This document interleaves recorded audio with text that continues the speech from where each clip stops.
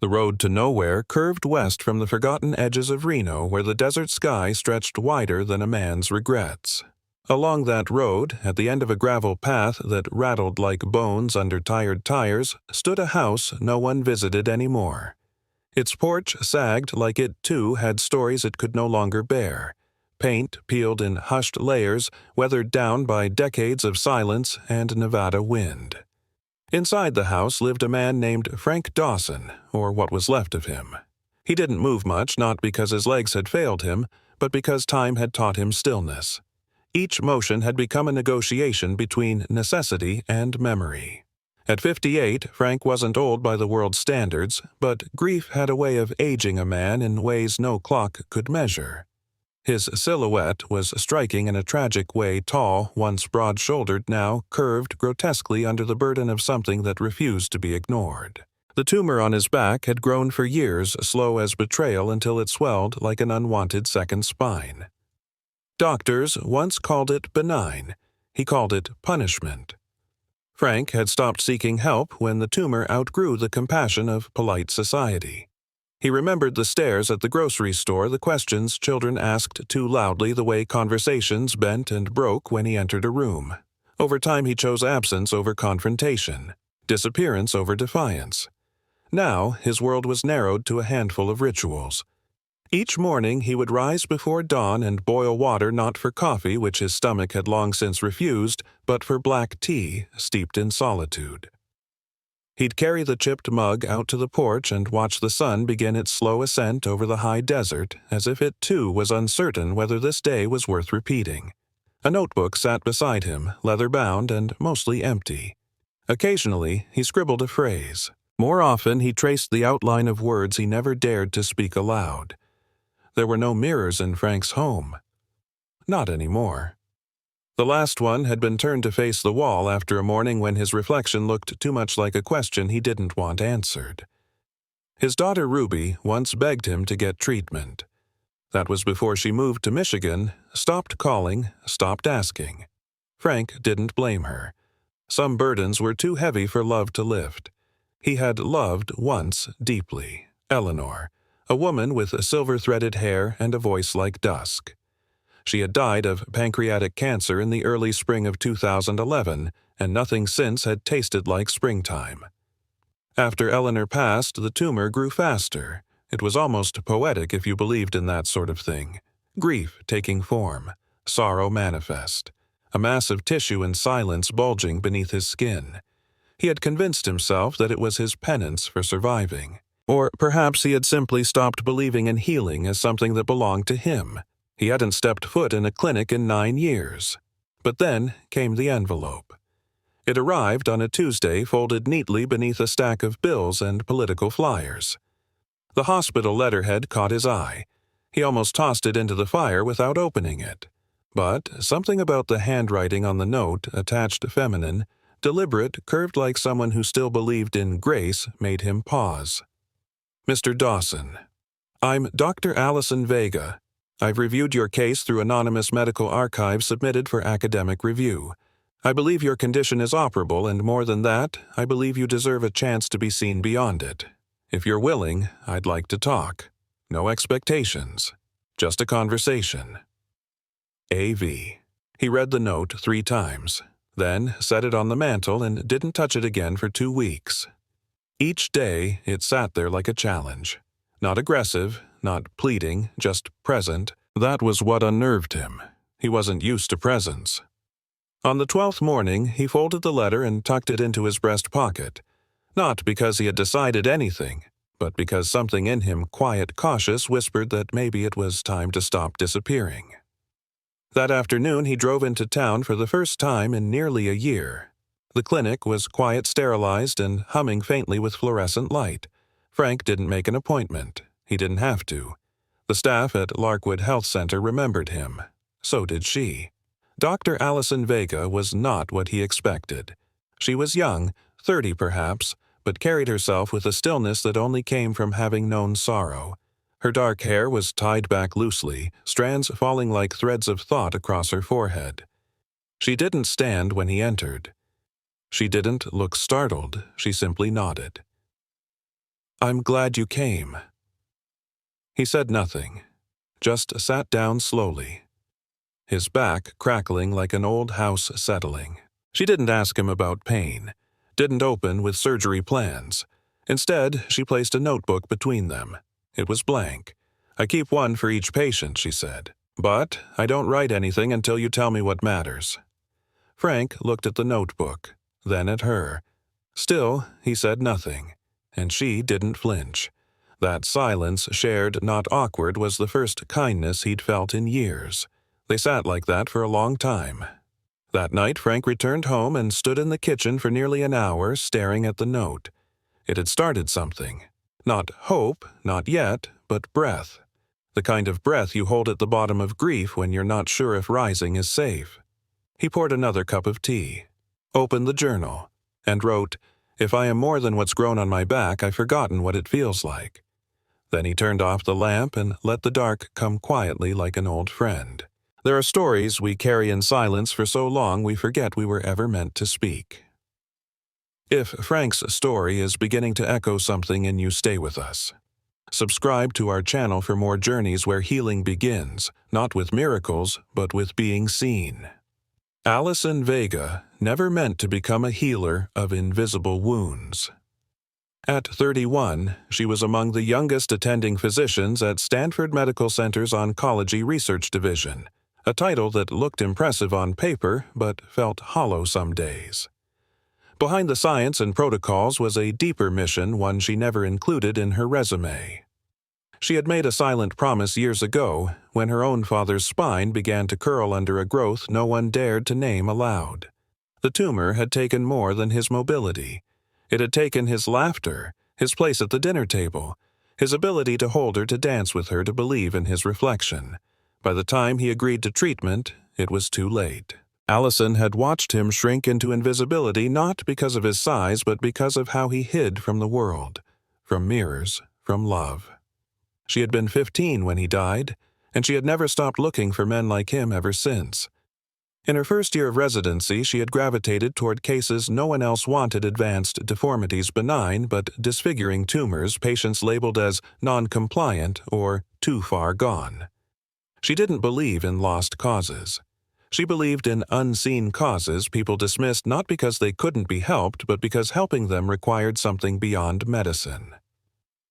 Patience, presence, hope, even when it wasn't asked for. So, when an obscure radiograph photo of a man named Frank Dawson appeared on her desk, forwarded by a nurse friend in Nevada, her breath caught. It wasn't the mass that startled her. It was the man's posture, the way his shoulders slumped not only from weight but from years of carrying shame. She knew that stance. She had watched her father wear it. There was no official referral, just an informal note: lives alone. Refuses help. Town calls him the mountain man. Might be worth your attention. And so she wrote a letter, not with the language of surgeons, no jargon, no statistics. Just a few honest lines offering what no one else had. She didn't expect a reply, and for days none came. But she kept thinking about the man in the photo, wondered what kind of pain he woke up with, what silence he had learned to carry. She imagined him living at the edge of town, collecting reasons to stay invisible. Allison knew that kind of isolation. It was never really about fear. It was about mercy, the illusion that disappearing somehow protected others. Her father had believed that too. On the 10th day, a letter arrived. Not typed, handwritten, sparse. "If you're serious, come yourself. I don't want a team. I don't want pity. I don't want promises." It wasn't warm, but it wasn't a no. So Allison booked a flight. No assistance, no press kit. Just her notebook, a duffel bag, and a heart that had been waiting years for this kind of call. The air in Nevada felt thinner.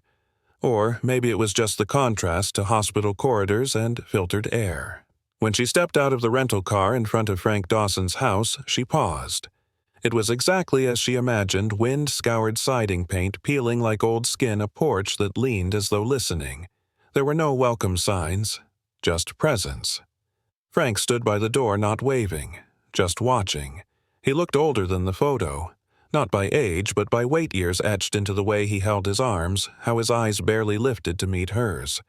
Allison didn't smile. She didn't greet him with a hand extended like some hero entering a story.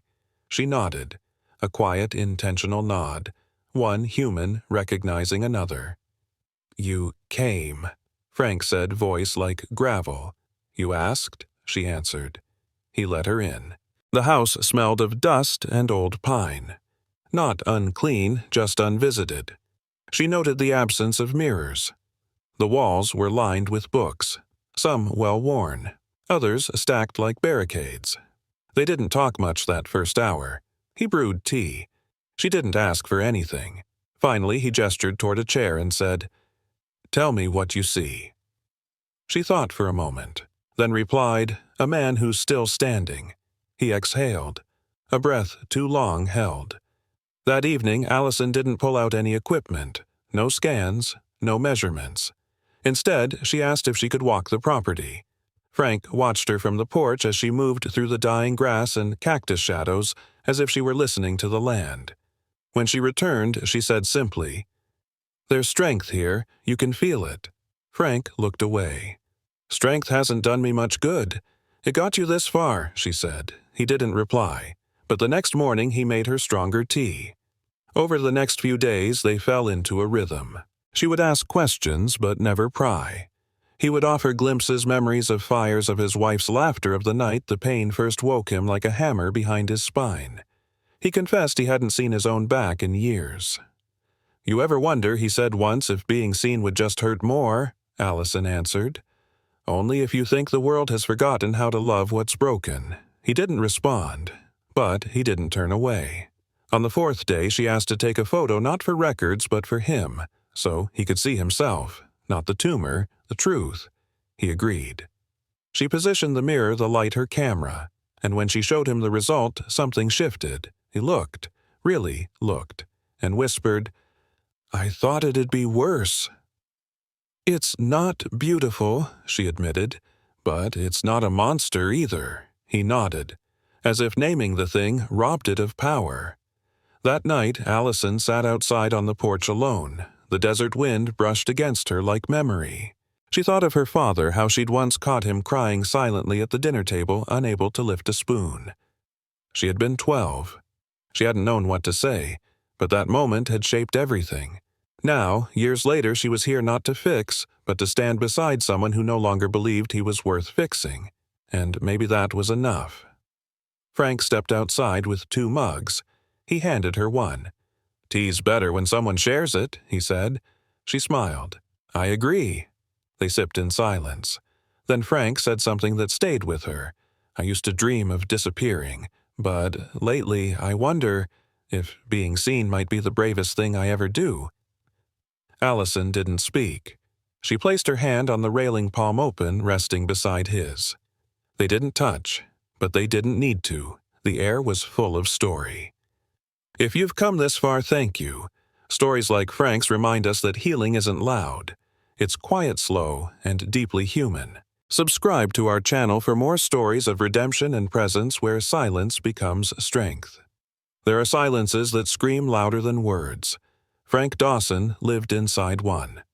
Even after Allison Vega's visit, even after her calm voice had cracked the outer shell of his solitude, there were places inside him she hadn't yet touched.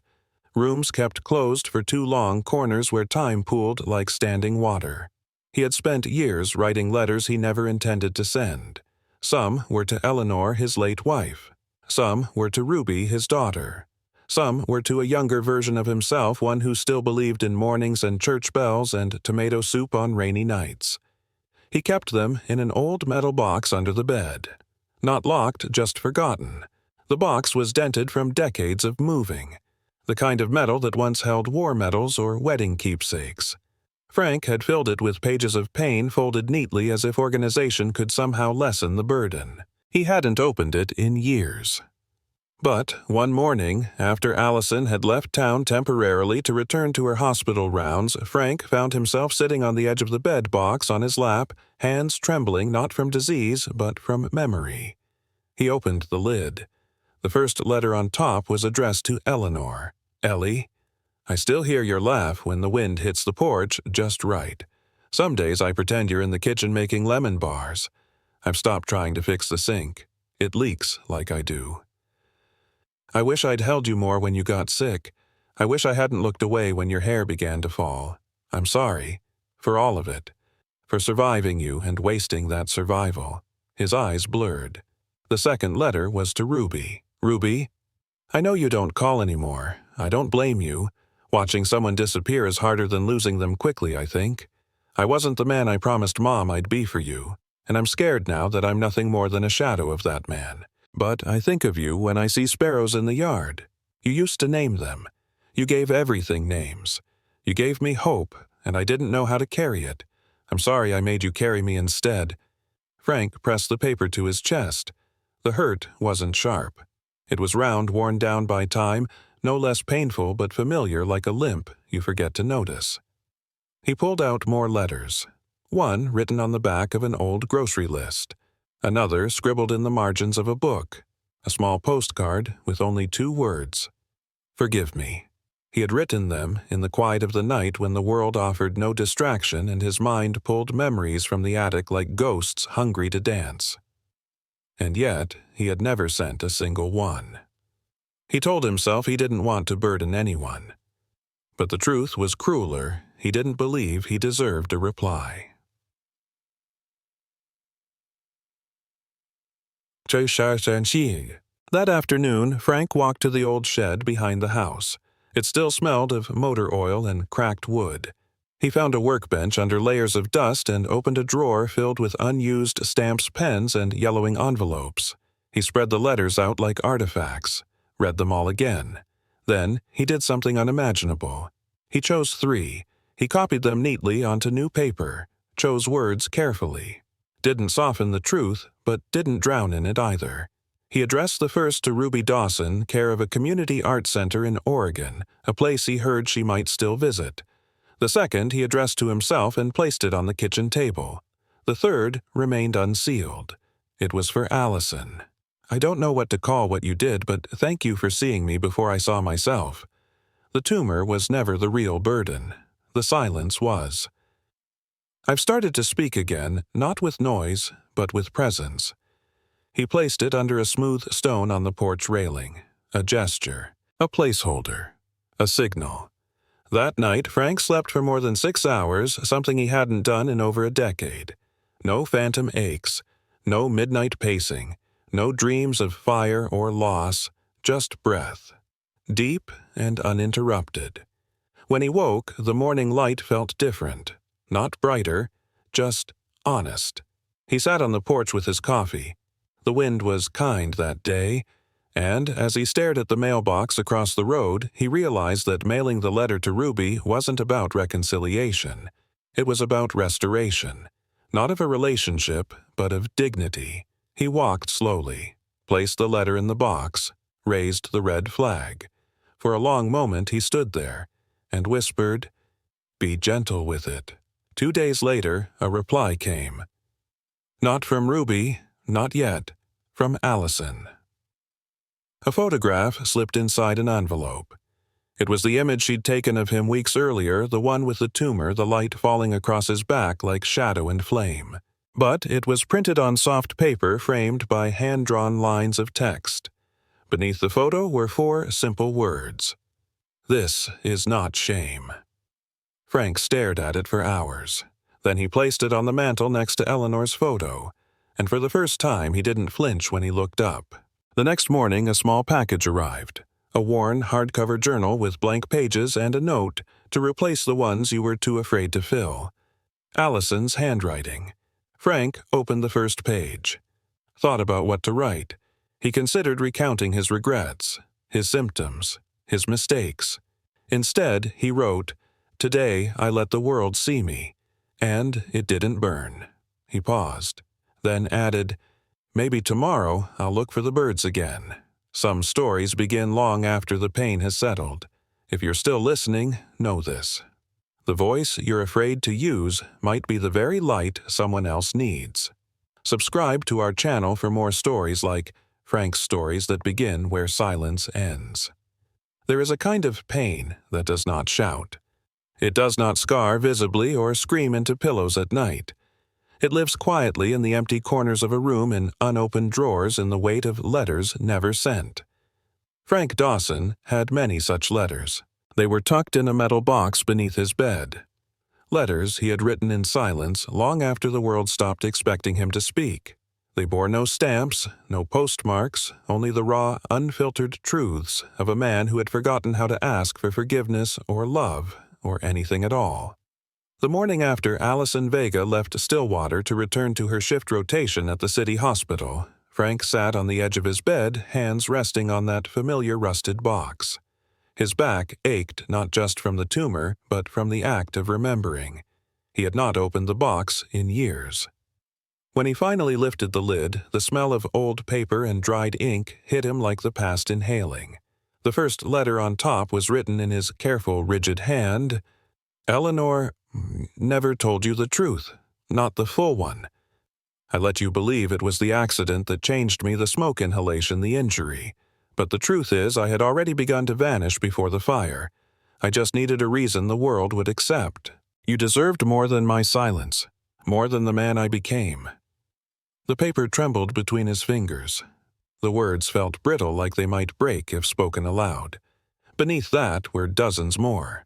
Some addressed to Ruby, his daughter. Others were nameless confessions to no one in particular. Many were incomplete half-sentences, thoughts interrupted by the shame of feeling too much. One was simply a list. What I miss. 1. Her laugh.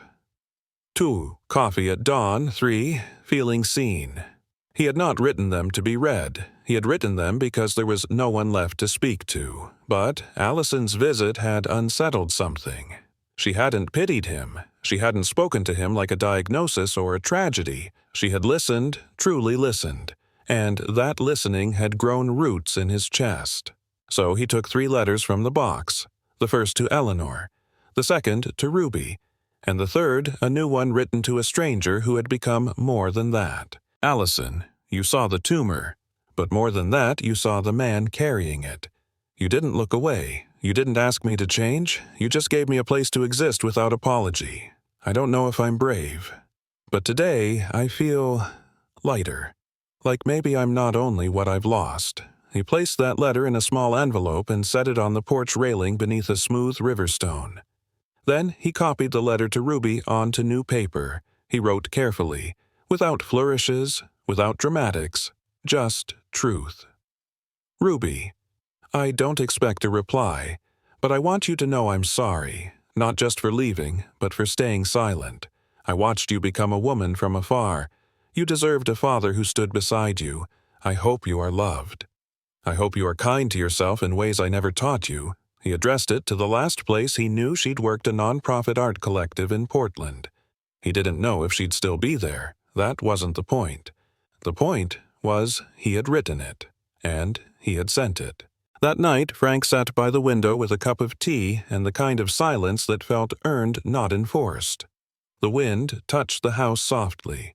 No ghosts rattled the windows. No old griefs stirred from the floorboards.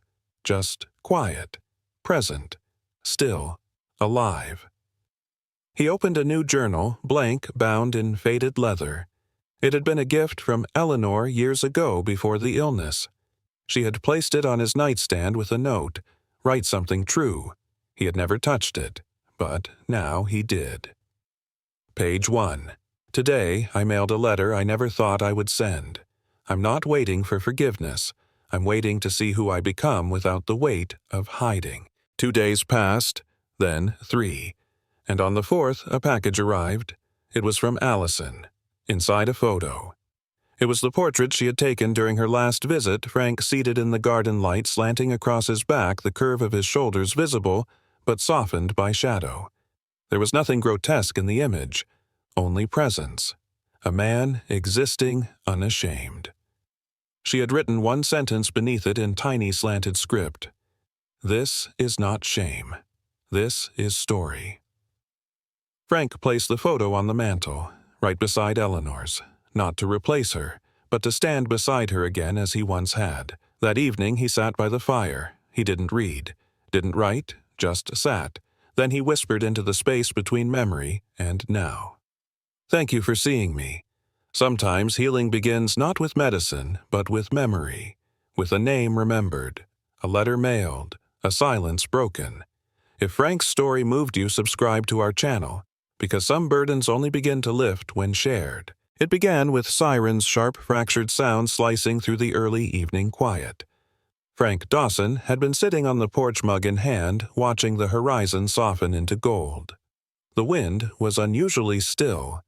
Even the birds had gone quiet, as if something held its breath in the air. Then came the distant scream of metal and panic. He didn't rise at first. Old instincts warred with older injuries. But when the third siren passed, his street-red light strobing over the walls of his living room, he stood. And when he heard the name of the place, the library, he didn't think. He moved. The Stillwater Town Library was more than a building of books. It was one of the last places untouched by commercial ambition. A converted train station, all wood and glass and echoes. It was where Eleanor had used to volunteer reading to children in the sunshine. It was where Frank himself had once repaired a broken pipe years ago when his hands were still reliable. Now it was in flames. By the time he arrived, the fire had already reached the second story. Smoke curled into the sky like questions without answers. A crowd gathered in stunned silence, their faces lit orange by reflected catastrophe. Allison was already there, summoned back on emergency notice. She moved through people with efficiency, barking instructions, her face a mask of calm fire. When she saw Frank, something flickered shock, then concern. "You shouldn't be here," she said. He didn't answer. His eyes were on the building. "There's a boy inside," someone shouted. "Danny." He ran back in for his drawing pad. Firefighters were still trying to gain entry from the rear, but the structure was unstable, and the front entrance, familiar to Frank down to the last worn tile, remained choked in heat. For a moment, no one moved, and then Frank stepped forward. Allison grabbed his arm. "Frank, don't." "I remember the layout," he said, voice steady. "The back reading room has a crawl space to the right. No one else will know it's there. You're not a firefighter anymore." He turned to her, eyes clearer than she had ever seen. "No, but I'm still a man." Before she could protest again, he was moving, limping, yes, but deliberate, into the heat, into the noise, into the past. Inside, the smoke was a creature writhing, biting thick with memory. It wrapped around his shoulders like a shroud. But Frank knew how to move through it, low, precise, controlled. He remembered the way the room curved, where the shelves gave way to soft reading cushions where children hid under tables during loud thunderstorms. He remembered because once Eleanor had shown him every corner. He found Danny huddled in the nook beside the stained glass window, his sketchpad clutched to his chest like treasure. "Mr. Dawson," the boy croaked. Frank knelt, ignoring the scream in his spine. "Let's get you home." Together they crawled. Smoke clawed at their heels. The ceiling groaned above. But the crawlspace held. Just as he remembered. Outside, chaos blurred, people shouting, water hissing against flame, and then 2 figures emerging from smoke and ash. Frank staggered into the light, carrying Danny in his arms, the boy's drawing pad flapping against his chest. The crowd erupted. Not in cheers, but in stunned reverence. Allison ran to meet them. Danny was swept away to paramedics, shaken but whole. Frank collapsed to one knee. But he smiled, not with pride, with relief. He had been tested and found not missing. Later that night, the fire out the crowd dispersed and the smell of smoke still lingering on his skin. Frank sat again on his porch. Allison joined him, quiet. "I thought you were going to die," she said. "I thought so too," he replied. Then, "But I didn't." "No," she said. "You didn't. You lived. And you saved someone else's light." He sipped tea with scorched fingers. "Feels like the first fire again. Does it hurt?" "Everything does. But not in the same way." Silence stretched between them, warm now, not heavy. Then Frank reached beneath his chair and handed Allison a photograph. It was Eleanor in the library reading to a circle of children. a moment frozen in joy. "She would have wanted me to run in," he said. "She would have been proud. I think, for the first time in a long while, so am I." 2 days later, someone painted a mural on the side of the burned library wall. It was rough, impromptu, unsigned, but the face was unmistakable. Frank, backlit by firelight, a boy cradled in his arms, both walking through ash toward the sunrise. Beneath it, not all heroes vanish. Some just wait for the right flame. Frank stood before it that evening, alone, watching the strokes of color breathe life into silence. He didn't say a word, but his chest rose with something between grief and glory, and he stayed there until the sky turned dark. Some fires destroy. Others reveal who we still are underneath the ashes. If Frank's courage moved you, stay with us. Subscribe to our channel for more stories of quiet bravery. It was mid-autumn when Ruby came home. The leaves had turned to flame, maple and oak spilling their gold and scarlet into the streets like forgotten confessions. Stillwater held its breath that morning, the way small towns do when something long buried threatens to resurface. Frank Dawson waited on the porch, his flannel coat buttoned high and his hands clenched in his lap, not from cold, but anticipation. He hadn't seen Ruby in nearly 8 years. Her last visit had been short, polite, distant, a gesture of obligation. Since then, silence had stretched between them like an unspoken verdict. But then he had written to her. It was Allison's suggestion. Say what you couldn't, she had told him. Let the words do the walking until you're ready to meet her halfway. So he did. Not a plea, not a request. Just a truth scratched onto 3 trembling pages. And now her car pulled into the gravel drive. She stepped out with cautious eyes and a quiet breath. Still lean, still sharp. A camera bag slung over one shoulder, her mother's old Canon passed down like memory. They stood apart for a long second. Then Ruby spoke first. "Hi, Dad." His reply was simple. "You came.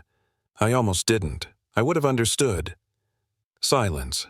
Then, "But I read your letter, and I thought, maybe it's time." Frank gestured to the porch. "Tea." She nodded. They sat, 2 shadows dancing across the porch floorboards as the wind scattered amber around their feet. For a while, neither said much. They watched the wind chase birds across the sky, watched the branches sway like arms that didn't know whether to reach or retreat. Then Ruby broke the stillness. "You never came to Mom's memorial." Frank winced, the wound as fresh as if carved yesterday. "I didn't know how to show my face," he said. "Not with the way I looked, the way I felt." "She didn't care about your back," Ruby whispered. "She only ever cared about your heart." "I couldn't forgive myself," he said, "and I thought, maybe you couldn't either." "I was angry," Ruby admitted, "not because of your back, but because you left us long before you disappeared." Frank looked up, eyes shining. "I know. It was like living with a ghost," she continued. "You were in the house, but never really there. After Mom died, you vanished completely. I thought I was sparing you the burden of me, but that wasn't your choice to make." A long pause. Then Frank reached into his pocket and handed her something folded and faded. A photograph. Ruby unfolded it. It was the 3 of them. Taken years ago. Her about 8 years old, grinning with 2 missing teeth. Eleanor with one hand on her shoulder, the other holding Frank's calloused fingers. Ruby stared at it for a while. "I don't even remember this day." "I do," Frank said. "It was before the first diagnosis. Before the pain. We laughed that whole afternoon. You tried to teach us how to dance in the kitchen." She smiled softly. "I was terrible. You were perfect." She traced the edges of the photo with her thumb, then folded it again and placed it back in his hand. "I don't know if we can just pretend nothing happened," she said. "There's a lot to unlearn, a lot to relearn." "I don't expect us to go backward," he said. "But, maybe, we can walk forward, together." Ruby nodded, tears held behind practiced walls. Then she pulled out her camera. "May I?" Frank hesitated, then nodded. She lifted the lens not with pity but with reverence. She didn't ask him to pose. She simply captured him as he was, weathered-worn but upright. Not heroic, not tragic, just human. Click. That evening, they cooked together for the first time in years. Frank chopped slowly, his hands stiff but willing. Ruby stirred soup on the stove, humming a song Eleanor used to play on the piano. It wasn't perfect, but it was real. After dinner, they sat in the living room. Ruby noticed the firefighter's jacket draped across the back of a chair. "You kept it." "I couldn't wear it anymore," he said, "but I couldn't let it go. Maybe you don't have to wear it to honor what it meant." He looked at her. "Maybe." Then he gestured toward the hallway mirror, now upright, now present. "I used to turn that around," he said. "Couldn't bear to see what I'd become. And now," he looked toward the reflection, "I still see the damage. But I also see the man who carried it." Ruby smiled. "That's worth capturing." Click. Later that night, she showed him her photos. Not just of him, but of places she'd been, shelters, border towns, nursing homes. She photographed quiet suffering, invisible dignity. "This is what I do now," she said. Like Mom used to say, "Find the stories no one listens for." He stared at the images. Faces lined with survival. Hands clasped in prayer. Rooms full of absence. "You see the world clearly," he said. "I try to," she replied. "Maybe because I learned what happens when you don't." He looked at her. Really looked. "You're not angry anymore." "I'm healing," she said. "It's slow, but it's happening." He reached for her hand. "So am I. Sometimes returning is harder than leaving, but healing begins where honesty is allowed." Subscribe to our channel to follow stories like Frank and Ruby's stories of reunion, of reckoning, of rebuilding. The attic had always smelled of cedar and time-sharp, dusty, and oddly comforting. For years, Frank had avoided it the way some people avoid old dreams or unopened boxes. But now, with Ruby asleep in the guest room and the wind humming low against the eaves, he found himself drawn upward. Each step creaked beneath his weight, not from weakness, but from memory. At the top of the stairs, the hatch groaned open like the first breath after a long silence. The attic was unchanged. Faded quilts folded neatly, jars of forgotten screws and nails, Eleanor's trunk in the corner untouched since the day she died. The air here was thicker, not stifling but reverent, like a chapel built from grief. Frank crossed the room slowly. He knew what he was looking for, though he hadn't admitted it to himself until now. Eleanor's trunk had once held their daughter's baby clothes, a wedding veil, letters exchanged during his firehouse deployments. But there was one thing he had never had the courage to seek. A letter she'd written just days before her death. Ruby had once mentioned it offhand, as if unsure whether it existed at all. She wrote something before the end she'd said. Said she couldn't give it to you directly, but hoped you'd find it when it mattered. Frank had dismissed it as grief's invention. But now in this room, filled with everything he had abandoned, he believed. The trunk opened with a soft click. He dug through the blankets, the yellowed wedding program, the photograph of a younger version of them, both smiling beneath a tree in spring. And then he saw it. A small envelope tucked between the pages of an old gardening journal. His name written on the front in Eleanor's delicate script. Frank. He didn't open it immediately. He sat down instead, the envelope warm in his palm, and stared at the slanted handwriting as if it might disappear. Then, slowly, reverently, he broke the seal. My dearest Frank, if you are reading this, it means the quiet has lasted long enough. It means you've braved the attic. It means perhaps that you are finally ready to see yourself not through pain, but through love. I knew you wouldn't come to the hospital unless I made it easy. I knew you'd stay away from my grave thinking I'd be disappointed. But you were wrong. I never wanted a perfect man.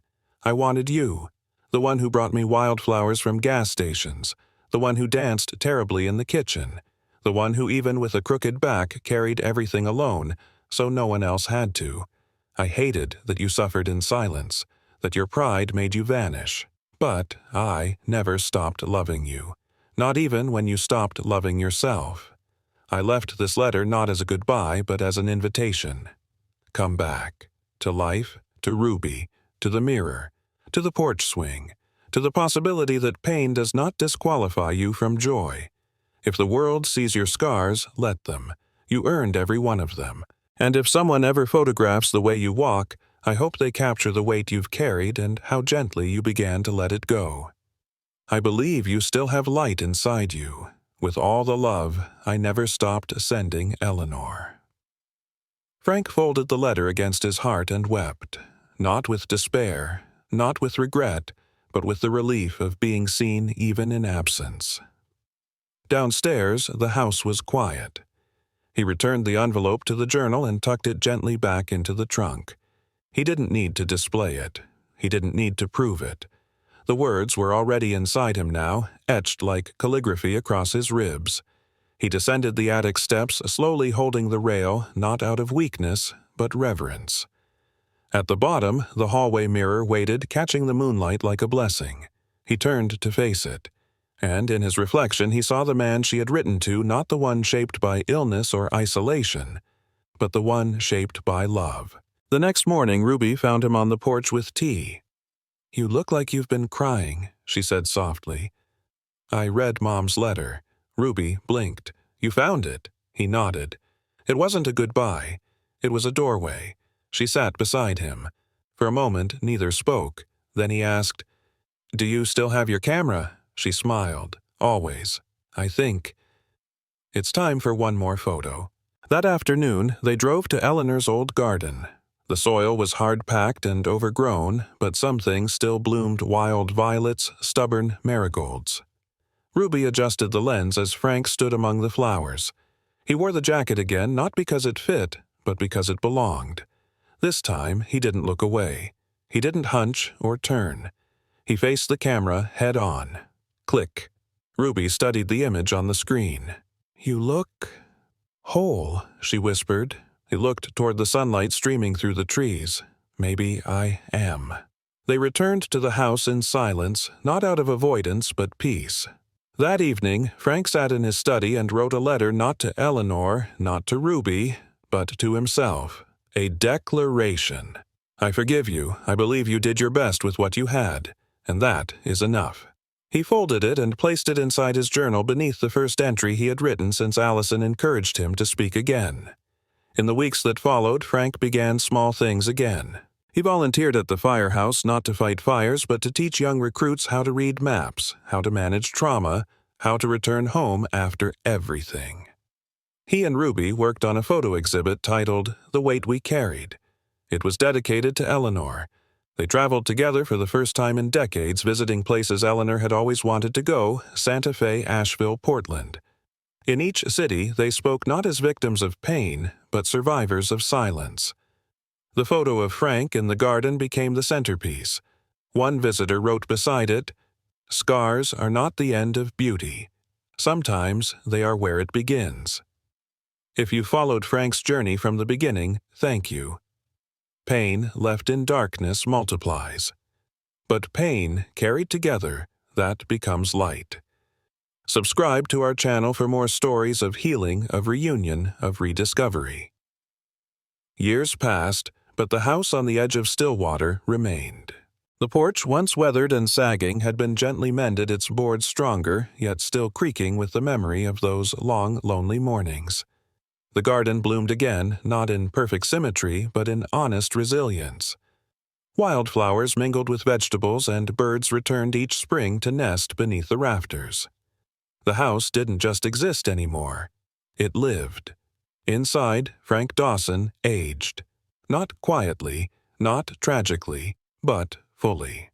The man who once hid behind the burden on his back now moved through rooms with presence. He still bore scars, not just on skin but on soul, but they no longer whispered shame. They told stories. Ruby visited often, sometimes alone, sometimes with her daughter Eleanor Rose, named not just for legacy, but for light. The child had eyes full of wonder and the same curious silence that once followed her grandfather. She too carried a camera before she could spell her name. Frank taught her how to listen, not just with ears, but with stillness. The exhibit, The Weight We Carried, traveled farther than either of them expected. It showed in libraries and high schools, in spaces not built for art, but desperate for truth. One day, a letter arrived from a correctional facility in Ohio. Your photographs saved a man who thought he deserved to disappear. He's drawing again. He smiles when he speaks now. Another came from a hospice nurse. We used your story in our grief circle. No one left the room the same. Frank read them all. Some he pinned to the wall. Others he folded into a box marked "Letters that Healed Me." He didn't need applause. He only needed to know that his pain had built a bridge and others were crossing it. On the last evening of his life, Frank watched the sky from the porch wrapped in a wool blanket. The air was thin with approaching snow. Eleanor Rose sat beside him, now 15. Her knees pulled to her chest. "Grandpa," she asked, "do you think silence is where sadness goes?" Frank smiled. "No," he whispered, voice graveled by age, but clear with peace. "I think silence is where truth waits for us to be ready." They sat a while longer. Then Eleanor lifted her camera. "Can I take your picture?" He nodded. "If you've followed Frank's journey until this moment, thank you." His silence carried the weight of shame, but it ended in clarity. Yours can too. Let stories like this remind you scars don't mean you're broken. They mean you've healed in places most never see. Subscribe to our channel for more voices like Frank's waiting patiently in the quiet.